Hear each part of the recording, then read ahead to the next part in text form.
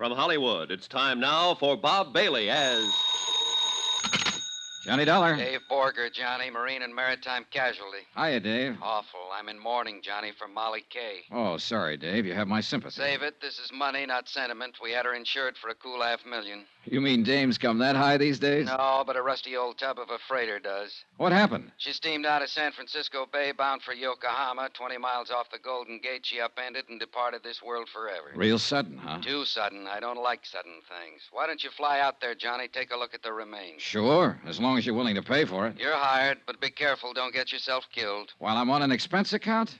Dave, you've got a lot to learn.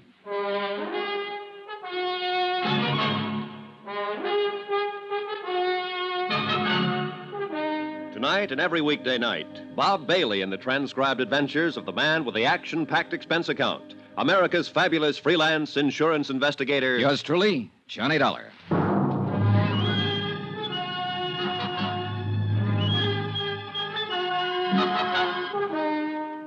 Expense account submitted by Special Investigator Johnny Dollar to the Home Office, Marine and Maritime Casualty Limited, Hartford, Connecticut.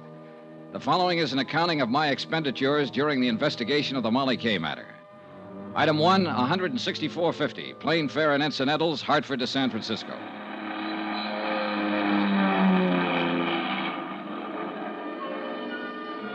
It was mid-morning when I landed, and the city on the Seven Hills glittered under the bright sun like a fabulous hoard of jewels. A cool, crisp breeze was driving the usual night's bank of fog out toward the open sea, and the clear waters of the bay danced and sparkled from the touch of the wind. It was a day and a place that felt lusty with life and the joy of living. And yet 36 hours before, the freighter Molly Kay with a crew of 43 men had steamed out across this same bay, passed under the high arch of the Golden Gate Bridge, and disappeared into the gray oblivion of the Pacific, gone down to her death.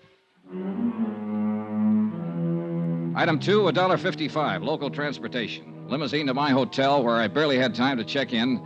Then a taxi down to the foot of Market Street, where Harbor Master Tim O'Rourke, a grizzled old veteran of the port, was about to preside at a preliminary board of inquiry in the ferry building. All right, boys, all right. Let's have it quiet. Now, all of us know what we're here for, but just to make it official, I have to announce that this is the preliminary hearing of a board of inquiry investigating the loss by sinking of the vessel Molly Kay. Needless to say, for you that know me, the proceedings are going to be pretty informal. Yeah, you can be sure of that. All right. Now, the bare facts seem to go something like this. The Molly Kay cleared her berth at Pier 29 at 10:12 p.m. night before last. Destination, Yokohama. Primary cargo, grain. The Molly Kay was a steel-hulled Class C freighter, oil-fueled, with a steam turbine drive. She was under the command of her owner, Captain Edgar Brawley of San Francisco. Now, is Captain Brawley present? I am. But if you're expecting me to testify... Later, Captain, later. All right. At 10:38, the Molly Kay dropped her pilot and proceeded on out to sea. Fog conditions were reported at the time as medium to dense. Then at 12:49 a.m., the radio operator on duty at the Point Bonita Coast Guard station picked up the first distress signal. Now I'll call the first witness, the officer in charge of the rescue operation, Lieutenant Commander Barton Fields of the United States Coast Guard. Will you take the witness chair, Commander? Now raise your right hand, Commander. Do you swear the testimony The you're about inquiry to moved give along, is the whole truth but not and much nothing came but the out that truth, wasn't so help already you? known. The Coast Guard commander testified that 5 minutes after the first distress call, the Molly Kay had sent a second SOS, stating she was sinking rapidly by the bow. According to the message, the vessel had struck a submerged derelict. The captain and crew had taken to the lifeboats, and 2 of these were picked up immediately. A third boat, missed in the heavy fog, made shore and beached under its own efforts. Now, according to this report, 2 men, William Mack, machinist, and Benny Wong, steward, are still missing. Now, further search has now been abandoned, and these men are presumed to be dead. I think that's all, Commander. Thank you. Now, will radio operator G.A. Beck take the witness chair? While the testimony went on, I studied the teletypes from the home office that I'd picked up at the hotel. Again, nothing much that wasn't already known, with a few exceptions. A stray fact or two, a couple of odd details, nothing else. But the seeds of suspicion are pretty small, and if they're kept well watered, sometimes they grow up into nice, tall, blooming hunch plants. Then Chairman O'Rourke called the witness I was most interested in. Will Captain Edgar Brawley please take the chair? The man who stood to collect $500,000 if the sinking was legitimate. But I was pretty sure it wasn't. Raise your right hand, Captain. Do you swear that the testimony you are about to give is the whole truth and nothing but the truth? I do. You can sit down. He was a man about 50, maybe older, but he had the body of a young bull. Hard, stubborn, belligerent. He figured to be a tough lad to tangle with in court or on the deck of a ship. Now, Captain, will you tell us what happened in your own words? Starting where? From the time you dropped the pilot. Unless something happened earlier that might have some bearing on this case. There wasn't nothing happened earlier or later that got any bearing on it. We hit a submerged derelict, that's all. Now, what more do you want to know? Your story, Captain. Just for the record. Be no different from what you've already heard from all the rest of them here. This is an official board of inquiry, Captain, whether you like it or not. I'll be the judge of what's important and what isn't. Yes, sir. Well, after we dropped the pilot, I set a course north 77 west, aimed to bring us into the main shipping lane by daybreak. Then I assigned the watches, had the deck gear stowed away, opened the trip log, got ready to settle down for the night's run. Normal procedure, in other words. That's what I told her. There wasn't nothing that was Go on with your story, Captain. My first officer took over the bridge, like he already told you he did, and I went to my quarters. What was the weather like at the time? Same as it'd been all evening, so foggy you couldn't see 100 feet from the bridge. And you took all the usual precautions prescribed for such a condition? Of course. Go on. Well, it was a while before midnight. I was still in my quarters, awake in my bunk when she hit. It was a big crash, like a torpedo had took us, and the lights went out. We started losing the headway, and a couple of minutes later, the engineer cut the engines and pulled his fires. Water had busted right through number 1 and number 2 bulkheads and was rising fast in the boiler room. Must have ripped half the bottom out of her. What did you do next? I called the engine room gang on deck, and, well, then I give the order to abandon ship. She sank less than 10 minutes after we got the boats off. Well, I guess that's about the size of it. Submerged derelict in the shipping lane.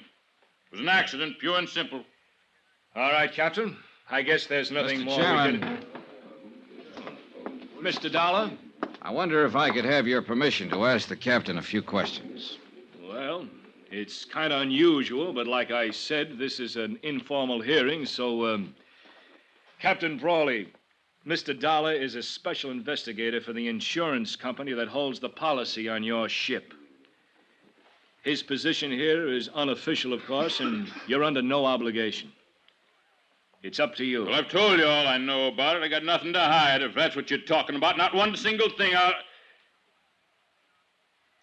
right. Let him ask till he's blue in the face. Go ahead, Mr. Dollar. Thank you. Captain Brawley, we've heard quite a lot about your last sailing for Yokohama, night before last. But there hasn't been any mention of the first time you started to leave, a little over a week ago. Had no bearing on this. Maybe not, but let's talk about it anyway. According to my report, you were 6 hours out of San Francisco when you radioed the Coast Guard to stand by. You had a cargo fire in number 2 hold. That's right. A little while later, you told them you had the fire under control, but you were returning to port. I wanted to check the damage, make sure the ship was sound. Yeah. So you laid up in harbor for a week. You filed a claim with our home office in Hartford for estimated damages of $6,300. Come to more. But when the company appraiser called at your office on Pier 29, you refused him admittance to the ship, and an hour later you wired Hartford and canceled your claim. That's right.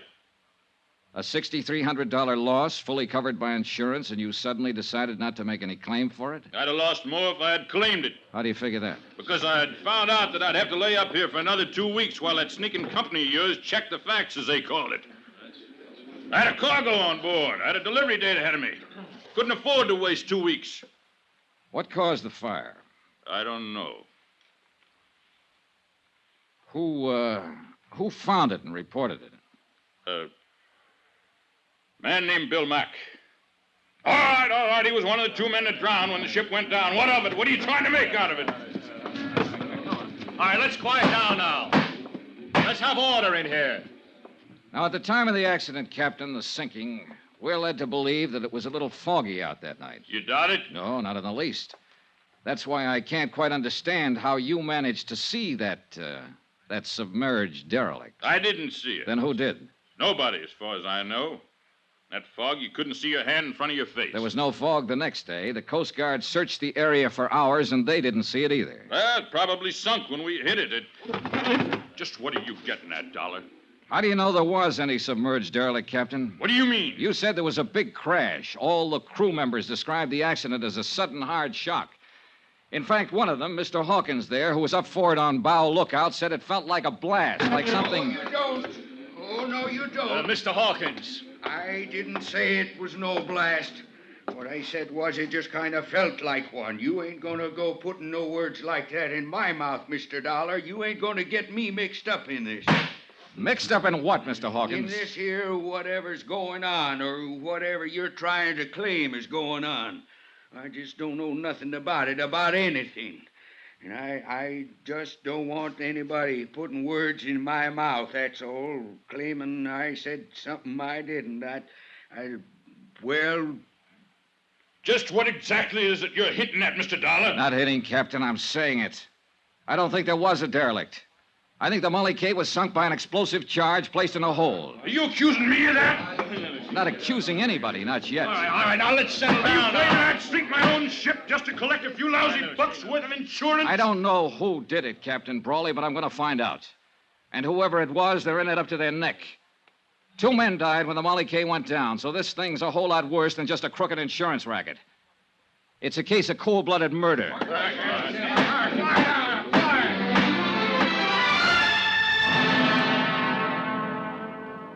Outside, after the hearing adjourned, I turned west and walked along the Embarcadero. I looked at the crowds and the sunshine and the seagulls out over the bay. It was all brisk and bright and cheerful. But I felt cold in the pit of my stomach. They were scared in there, all of them, scared to death. The smell of fear in that hearing room was so thick you could cut it with a knife. And I meant to find out why.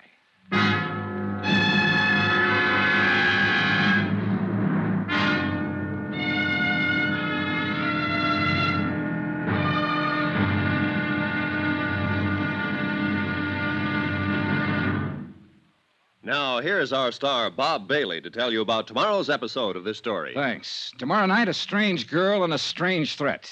And a promise that's stranger than both. Join us, won't you? Yours truly, Johnny Dollar.